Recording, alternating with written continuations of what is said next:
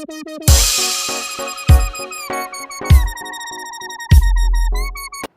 Everybody, last session में हमने सीखा था कि एडजेक्टिव्स लक्षण दर्शाने वाले शब्दों का अंग्रेजी में खुद के लिए उपयोग कैसे करना है और उसका सिद्धांत क्या था।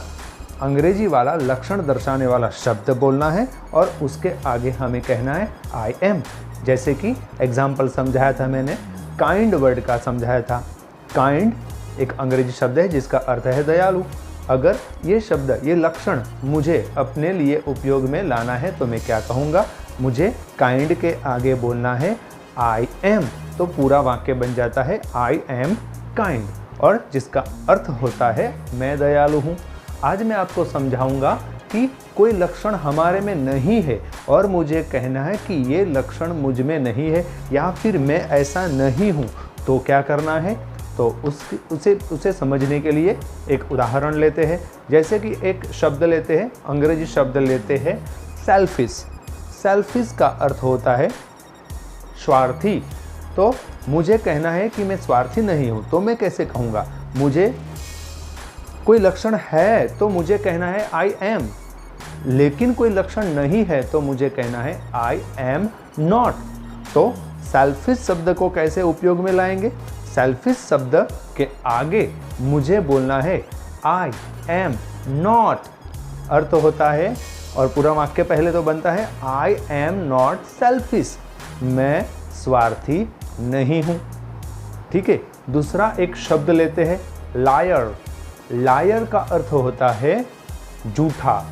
मैं झूठा नहीं हूँ ऐसा कहना है, तो क्या करेंगे, लायर के आगे हम क्या कहेंगे, आई एम नॉट। तो पूरा वाक्य बनता है आई एम नॉट लायर, मतलब मैं झूठा नहीं हूँ। ऐसे ही शब्द है, दूसरा एक शब्द लेते हैं कावर्ड। कावर्ड का मतलब होता है कायर, और मुझे कहना है कि मैं कायर नहीं हूँ, तो कैसे कहूँगा। कावर्ड के आगे मुझे लगाना है आई एम नॉट, तो पूरा स्टेटमेंट बन जाता है आई एम नॉट कावर्ड, मैं कायर नहीं हूँ। इसी तरह से वायलेंट। वायलेंट का अर्थ होता है हिंसक, हिंसा करने वाला, और मुझे कहना है कि मैं हिंसक नहीं हूँ, तो क्या करना है, मुझे बोलना है वायलेंट और उसके आगे क्या कहना है आई एम नॉट, तो पूरा वाक्य बन जाता है आई एम नॉट वायलेंट, जिसका अर्थ होता है मैं हिंसक नहीं हूँ। तो आशा है कि आप समझ गए हैं कि कैसे कोई लक्षण हमारे लिए उपयोग में लेना है तो आई एम उपयोग में लेना है, और कोई लक्षण हमारे में नहीं है तो आई एम नॉट हमें कहना है। ठीक है, ओके, थैंक यू। आज हम सीखेंगे कि कोई लक्षण किसी व्यक्ति में नहीं है या कोई लक्षण किसी व्यक्ति में है तो कैसे अंग्रेजी में वाक्य रचना बोली जाती है। और आपको यहाँ पर बोलने पर ही ध्यान देना है। मैं जो बोल रहा हूँ वो शब्द समझिए, सीखिए। लिखा हुआ पढ़ना नहीं आता है तो कोई बात नहीं, सिर्फ सुनना, समझना, बोलना सीखिए। और ये सेशन कम्प्लीटली अंग्रेजी बोलने पर ही फोकस किया जा रहा है। यहाँ पर अंग्रेजी पढ़ना लिखना ऐसा ज़रूरी नहीं है, बोला जा रहा है उसी पर ध्यान देना है। तो मैं कोई लक्षण किसी व्यक्ति में नहीं है या कोई लक्षण किसी व्यक्ति में है, ये इस प्रकार की वाक्य रचना कैसे बनाई जाती है उसकी बात करूंगा। जैसे कि मैं किसी व्यक्ति में आपकी ही बात करता हूँ, आप में ही कोई लक्षण है या कोई लक्षण नहीं है तो मुझे कैसे कहना है। जैसे कि मैं एक शब्द लेता हूँ ट्रस्टवर्दी। अंग्रेजी शब्द है ट्रस्टवर्दी, जिसका अर्थ होता है विश्वासु, और मैं ये कहना चाहता हूँ कि आप विश्वासु हैं, तो कैसे कहूँगा। ट्रस्टवर्दी के आगे मैं कहूँगा यू आर, तो पूरा वाक्य बनता है यू आर ट्रस्टवर्दी, और जिसका अर्थ होता है आप विश्वासु है। ठीक है। इसी तरह से दूसरा एक शब्द लेते हैं, अंग्रेजी शब्द लेते हैं, दूसरा शब्द लॉयल। लॉयल का अर्थ होता है वफादार, और मैं ये कहना चाहता हूँ कि आप वफादार है, तो कैसे कहूँगा। लॉयल के आगे मैं कहूँगा यू आर, तो पूरा वाक्य बनता है यू आर लॉयल, और जिसका अर्थ होता है आप वफादार है। इसी तरह से एक शब्द लेते हैं ऑनेस्ट। ऑनेस्ट का अर्थ होता है प्रामाणिक, और मैं ये कहना चाहता हूँ कि आप प्रामाणिक है तो कैसे कहूँगा? प्रामाणिक शब्द, ऑनेस्ट शब्द, जिसके आगे मैं कहूँगा यू आर और पूरा वाक्य बनेगा यू आर ऑनेस्ट, और जिसका अर्थ होता है आप प्रामाणिक है। इसी तरह से एक और शब्द लेते हैं, हार्ड वर्किंग। हार्ड वर्किंग का अर्थ होता है मेहनतू, और मैं ये कहना चाहता हूँ कि आप मेहनतू है तो कैसे कहूँगा?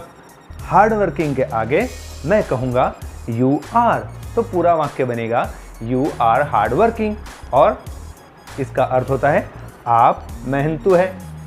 इसी तरह से कुछ विशेषण, कुछ लक्षण आप में नहीं है तो कैसे कहूँगा? तो जैसे कि एक शब्द लेते हैं लेज़ी। लेज़ी का अर्थ होता है आलसी, और मैं ये कहना चाहता हूँ आप आलसी नहीं है तो कैसे कहूँगा?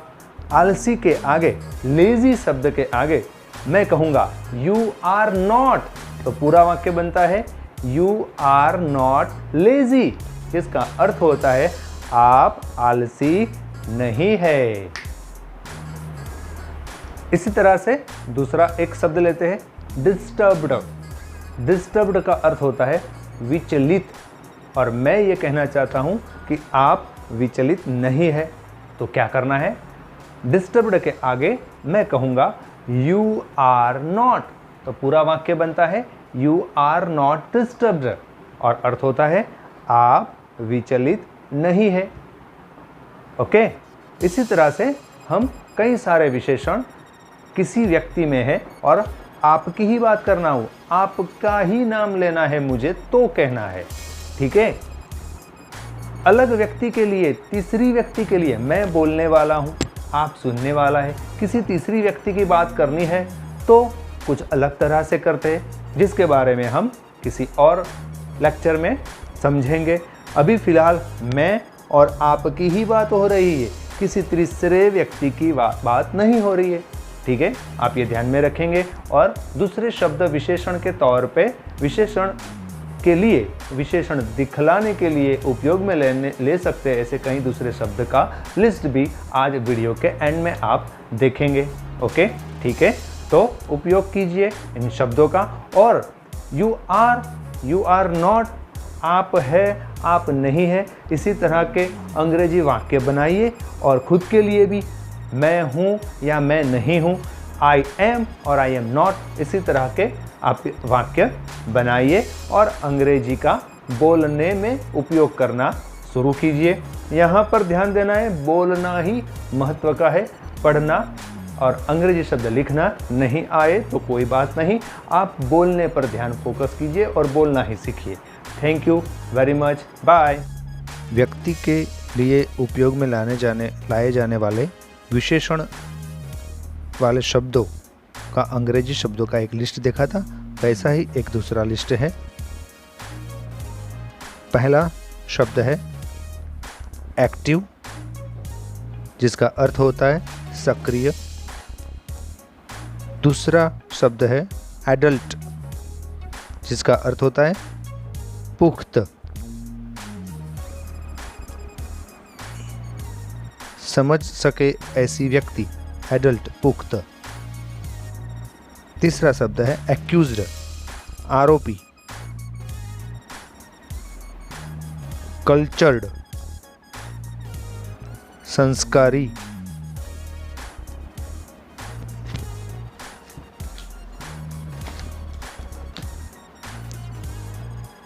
कर्टियस, विवेकी। अनकल्चर्ड, असंस्कारी। पोलाइट, नम्र, नम्रतापूर्ण व्यवहार वाला। विवेकी भी उसका अर्थ होता है इम्पोलाइट, अविवेकी। सिविलाइज्ड, सभ्य। अनसिविलाइज्ड, असभ्य। इनोसेंट, जिसका अर्थ अबूझ भी होता है, नादान भी होता है और निर्दोष भी होता है। प्राउड अभिमानी। दूसरा अर्थ गर्वित भी होता है। जैसे कि मैंने आपको कहा था कि अंग्रेजी भाषा में कई सारे शब्द हैं कि जिनका अलग अलग परिस्थितियों में अर्थघटन अलग अलग होता है। हम्बल निरअभिमानी, जिसको कोई अभिमान नहीं है वह व्यक्ति। सज्जन भी कहा जा सकता है। केयरफुल सावधान। केयरलेस बेपरवाह, जो सावधान नहीं है वह। वरीड चिंतित। केयरफ्री निश्चिंत, जिसे कोई चिंता नहीं है। गिल्टी गुनहगार। इंडिपेंडेंट स्वतंत्र, जो किसी पर आधार नहीं रखता। अगली कदरूपा, जिसका रूप अच्छा नहीं है वह। प्रिटी सुंदर सुडोल। फेमस विख्यात। इनफेमस कुख्यात, जो अच्छी तरह से प्रचलित नहीं है, बुरे कर्मों से प्रचलित है वह।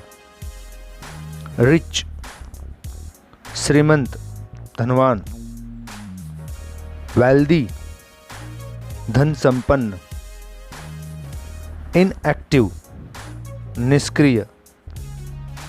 आइडल नकारा, जो कुछ काम नहीं करता वह।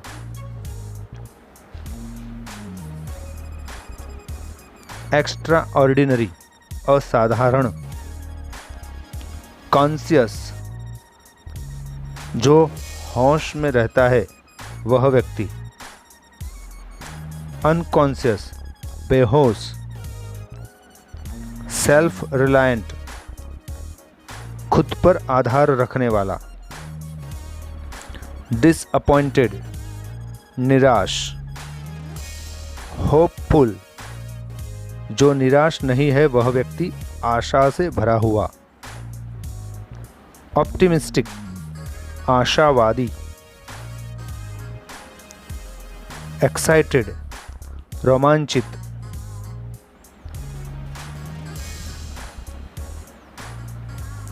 पेशेंट धैर्य रखने वाला व्यक्ति। इम्पेशेंट अधीर व्यक्ति, जो धैर्य नहीं रख पाता। रिस्पेक्टेड आदरणीय। ट्रेचरस कपटी।